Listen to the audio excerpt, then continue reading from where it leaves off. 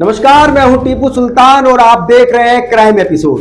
दोस्तों, आज मैं आपको एक ऐसे शातिर चोर के बारे में बताने जा रहा हूं जो इतना शातिर था कि उसको पकड़ पाना बहुत ही मुश्किल था। ये चोर सबसे पहले कई सालों तक जमीन पर रहकर कई सारी चोरी की वारदातों को अंजाम देता है। फिर ये चोर अपने काम का खुद ही प्रमोशन करता है और चोरी की वारदात को सीधा बादल और हवाओं के बीच में जाकर करने लगता है और कोई इसे पकड़ ना पाए और कोई इसे पहचान ना पाए।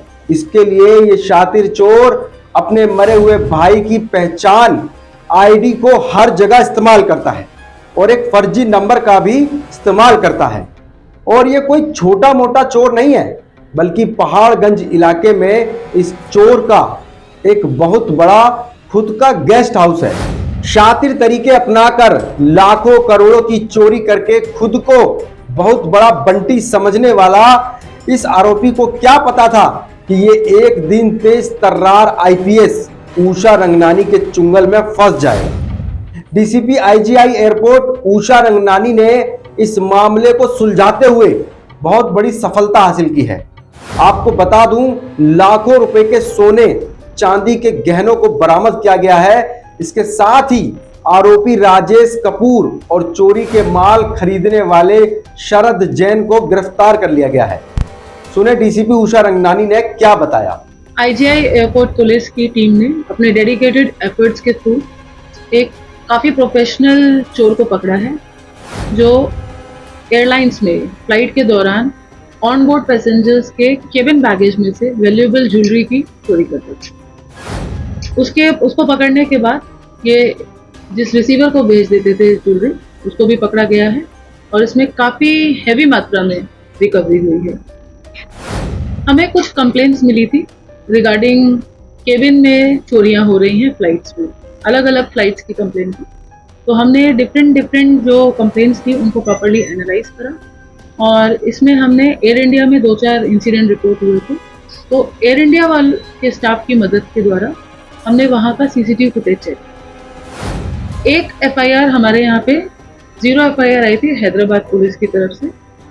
अप्रैल में एक इंसिडेंट होता है जिसमें एक पैसेंजर हैदराबाद टू दिल्ली आती हैं और उसके बाद उनकी फर्दर कनेक्टिंग फ्लाइट थी और उनको कहीं और जाना था। जब वो हैदराबाद में उनके पास में एक पाउच था ज्वेलरी का उनके बैग में, लेकिन जब वो दिल्ली पहुंचती हैं और जब दिल्ली उतरने के बाद उन्होंने जब चेक किया तो उनके पास में ज्वेलरी का पाउच नहीं मिला और उनके काफ़ी लगभग 8 लाख रुपए की ज्वेलरी इसमें चोरी हुई।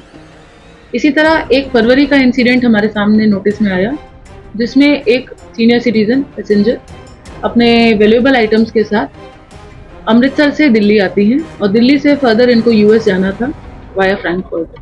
तो दिल्ली में जब अमृतसर से ये चली थी तो इनके पास में एक ज्वेलरी का बैग था जिसमें लगभग 20 लाख की ज्वेलरी थी जो ये बता रही थी।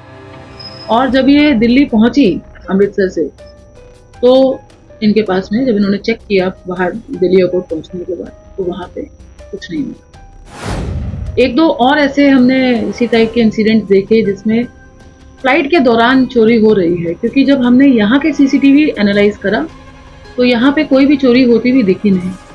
पैसेंजर फ्लाइट में अपना सामान लेके जाता है जो वहाँ के एक्सरे बैगेज स्कैनर में दिख रहा है कि ये ज्वेलरी लेके जा रहे हैं और जब दिल्ली एयरपोर्ट पे आके वो चेक करते हैं तो यहाँ पे उनको कोई ज्वेलरी नहीं मिल रही है। तो ये हमारे लिए बड़ा चैलेंजिंग था और इसमें एयर इंडिया ने हमारी मदद करी।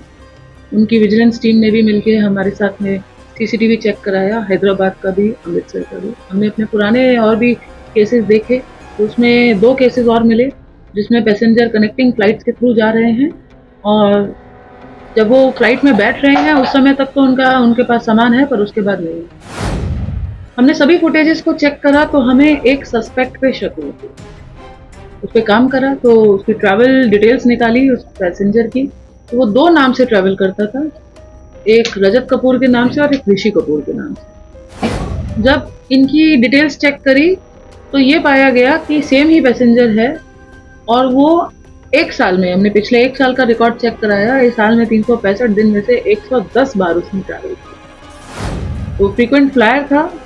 अब हमारे लिए ये चैलेंज था कि ये पैसेंजर जो कॉमन आ रहा है वो कैसे इस केस में है। तो ऐसे में हमने डिफरेंट और भी एरियाज से कम संपर्क करा एयरपोर्ट से। 4 मेनली हॉटस्पॉट्स बने थे हमारे, चंडीगढ़, बैंगलोर और अमृतसर, हैदराबाद। दिल्ली तो था ही।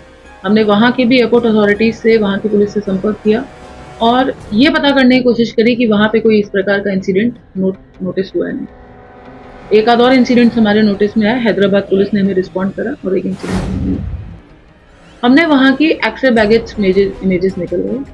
जब पैसेंजर फ्लाइट में बैठता है तो उसके बैग के इमेज में उसका आ रहा है ज्वेलरी का पैकेट, और उसी पैसे में वो जो अक्यूज है, जो को ट्रैवलर है, उसके बैग खाली है।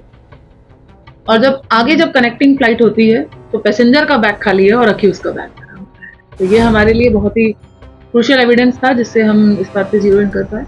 फिर हमारी टीम ने बहुत डेडिकेटेड एफर्ट्स के साथ उसको ढूंढने की कोशिश करी। वो अपना फ़ोन बार बार स्विच ऑफ रख रहा था। फाइनली लोकल इंटेलिजेंस के बेसिस पे और टेक्निकल सर्वेलेंस के बेस पे हमने अक्यूज को जीरो इन करा और पहाड़गंज में उसको वहाँ से उसको रेड करके अरेस्ट करा। आपको बता दूं, राजेश पहले रेलवे में यात्रियों के सामान की चोरी करता था, जिसके कई मामले अलग अलग राज्यों में भी दर्ज हैं। राजेश ने इसके बाद सोचा कि अब हवाई यात्रा में लोगों को अपना शिकार बनाया जाए, जिसके बाद उसने 365 दिन में 110 बार हवाई यात्रा करी और बुजुर्ग यात्रियों को अपना निशाना बनाना शुरू कर दिया। अगर आप भी हवाई यात्रा करते हैं तो ऐसे चोरों से सावधान रहें, और अगर आपके साथ कोई बुजुर्ग भी यात्रा कर रहे हैं तो उनका खास ध्यान रखें। इस शो में बस इतना ही। अगले शो में फिर मुलाकात होगी। धन्यवाद।